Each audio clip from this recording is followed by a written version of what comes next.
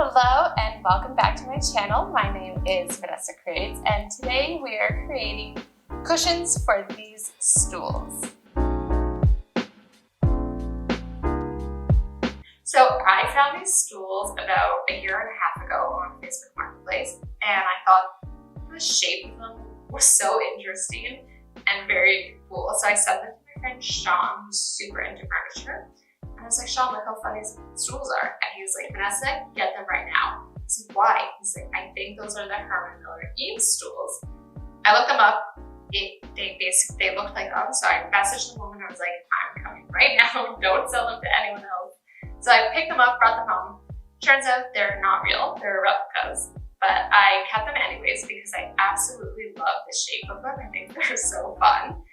And for the past few years now, we've been using them as like very multifunctional. So, they act as like a drink stand, a footrest, an actual stool to sit on, side table, coffee table. We just kind of move them around the living room, which is really fun. But when we're using them more as like to sit on or as a footrest, I want them to be a little bit more comfortable. So that's why I want to make a cushion.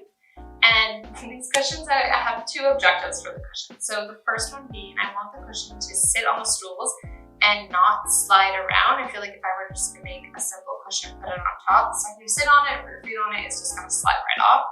So I haven't exactly figured out how I'm gonna do that. I was thinking of maybe having the cushion go like on top and then over and fix down here. So I'm gonna go to the fabric store, see what I can find, figure it out once I have all these materials in front of me.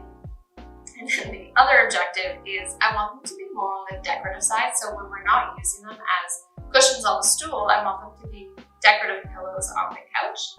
So yeah, the two objectives, not slide around and to be decorative. So let's go to the fabric store and see what I can do. I just got back from the fabric store and I picked up this beautiful maroon fabric. It complements the couch really well in terms of color, but also it's a very similar texture because I wanted them to definitely relate to one another. And while I was there, I stumbled across this anti-slip material, which is what you put under rugs from them, like stopping them from sliding around. And it's perfect from stopping the cushion from sliding around. So I'm very excited I found this because I think it's gonna look a lot better as a simple cushion just on top of the stool rather than this like whole thing going on over it, which originally was what I thought I would have to do. But now that I found this, it's gonna look a lot better. So I'm very excited about that. And left over from a previous project, I have this foam, and I think I have exactly enough for 2 stools, which is great. And I love when that works out. My first step was to cut the foam to size. I did this by tracing out 2 circles using the stool and cutting the foam with sharp fabric scissors.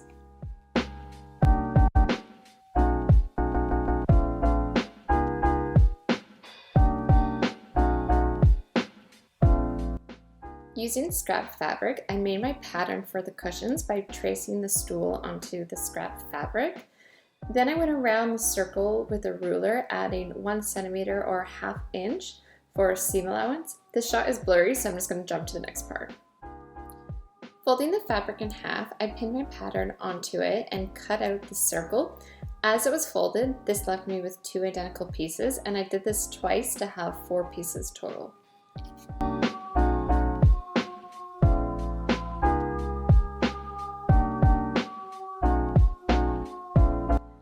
Measuring out my foam, I figured out the depth of the cushion and added 2 centimeters or 1 inch for seam allowance. Using a string, I figured out the circumference by stringing it along the edge of the circle. Once stretched out, this is the length of my boxing strip. I added a few inches just to be safe, and I did this twice.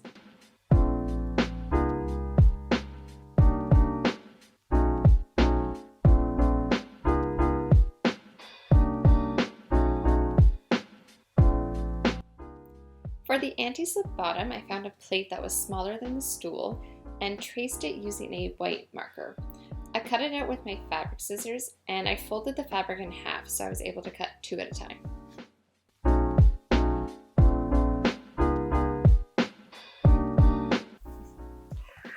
All Alright, so I'm done cutting everything, and I have, 2 of everything and 4 kind of panels for the stools in the main material. That's because there's a front and a back for each stool. And to kind of keep these organized, I've labeled this one A and A. I put just on with a marker, just put on the back, B and B, because now I am going to separate them, and then once I put them back together, I want to know which circles are identical, because I'm going to embroider a fun design onto the tops of each stool.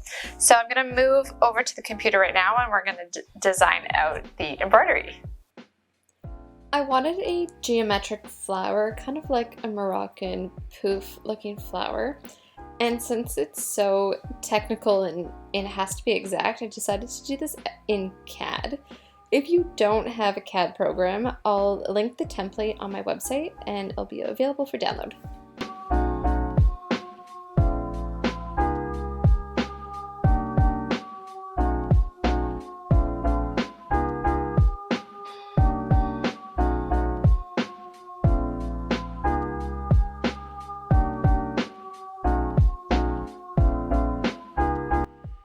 I printed out the pattern on a cardstock and cut it out.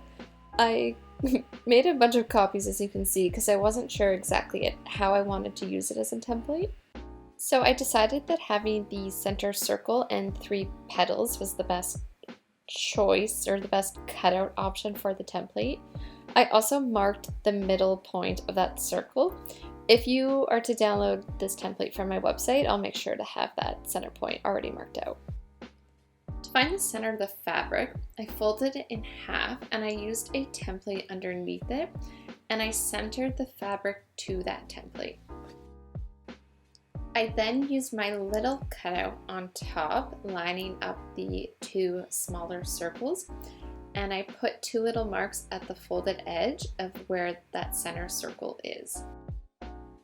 I folded the fabric the other direction and repeated the steps by centering the fabric to the back template and using the front one to mark the center circle.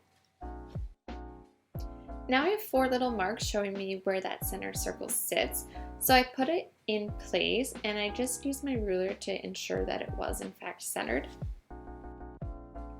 Now that it is perfectly centered, I can trace the template using a white marker.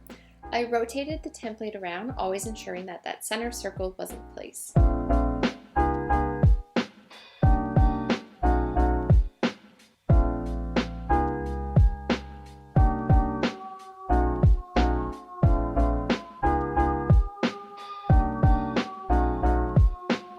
Now that the outline is done, I was able to use my ruler and connect the points to the lines on the opposite side.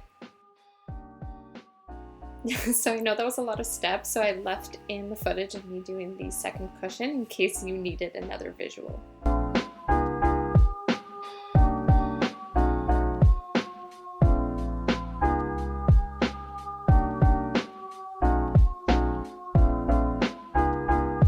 With a embroidery needle and some embroidery thread, I used a simple backstitch and just went over all the line work.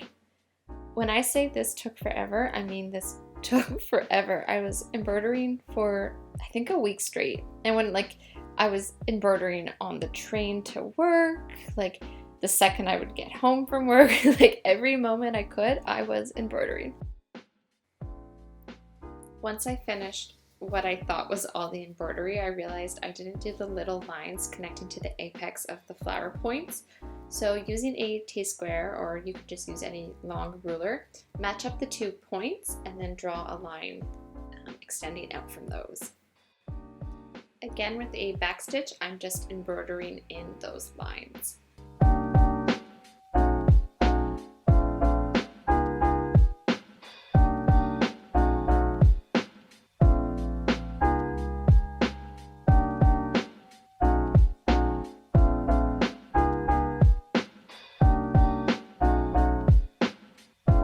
Now it's time to sew. So using I don't know, what are these called? Like a fabric tape measure?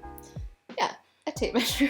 Using a tape measure, I marked in where I put that seam allowance. This will just help as a guide so I could sew a straight line.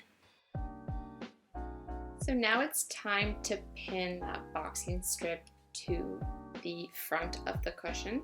So make sure that its right sides are facing each other, and we're gonna pin in a circle.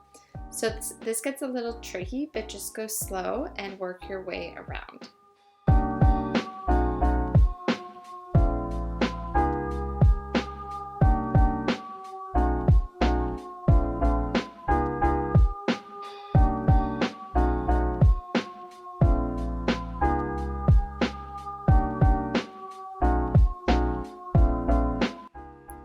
Sew together the boxing strip. Make sure that you're not sewing the actual top of the cushion, that it's just the perimeter strip.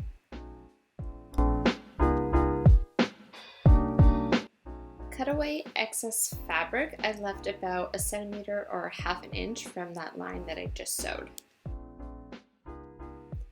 Sew together the boxing strip to the top of the cushion by slowly working your way around the circle. I find that because it is a circle, it's best to go slow so you avoid less warps.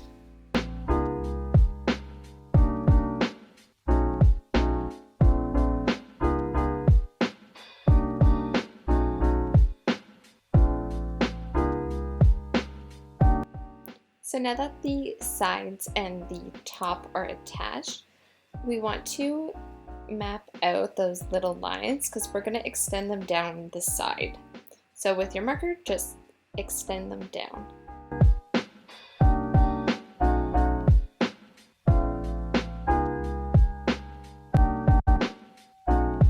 And if you thought you were done embroidering, you're not. We're going to continue embroidering down these edges.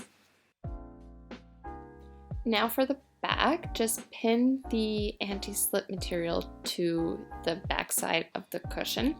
Because this is the back, I was a little less fussed at how it looks and if it's exactly centered, so.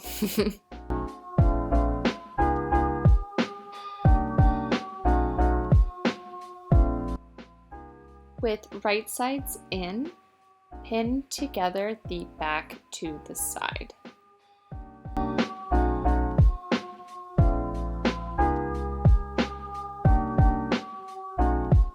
Leave about a 6-inch gap. With the sewing machine, slowly go around the circle just like you did with the front, and make sure that you're leaving about a 6-inch gap. This is how we're going to flip it right sides out and stuff the cushion. Okay, so I'm ready to flip these right ways out, and I'm so excited to see how they look.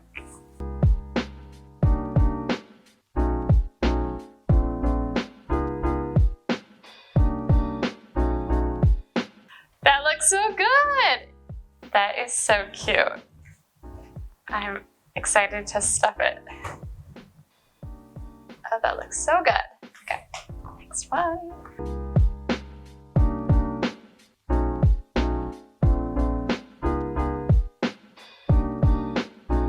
So now, just gonna stuff it with these cushions that I've previously cut out and just put it in. I think I'm gonna roll it and then unroll it once it's inside. And in theory, this should work. Okay. Just pulling it all smooth. Cute! That was a lot easier than I thought it was going to be, which is great. I love it when that happens.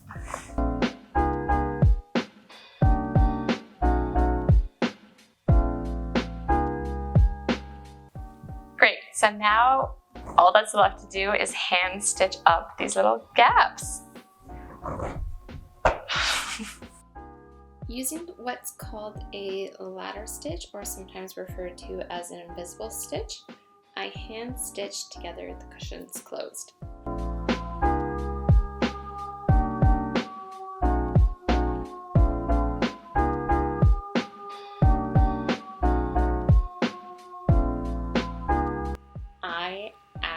absolutely am in love with these.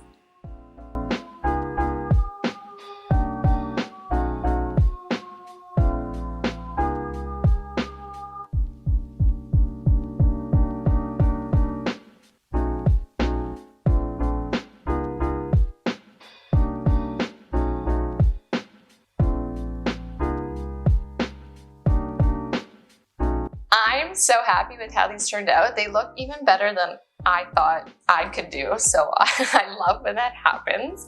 It was honestly very easy. It was just time consuming with all the embroidery, but the embroidery makes it so special, and I'm so happy I took the time to do it. I think the embroidery really enhances the stools.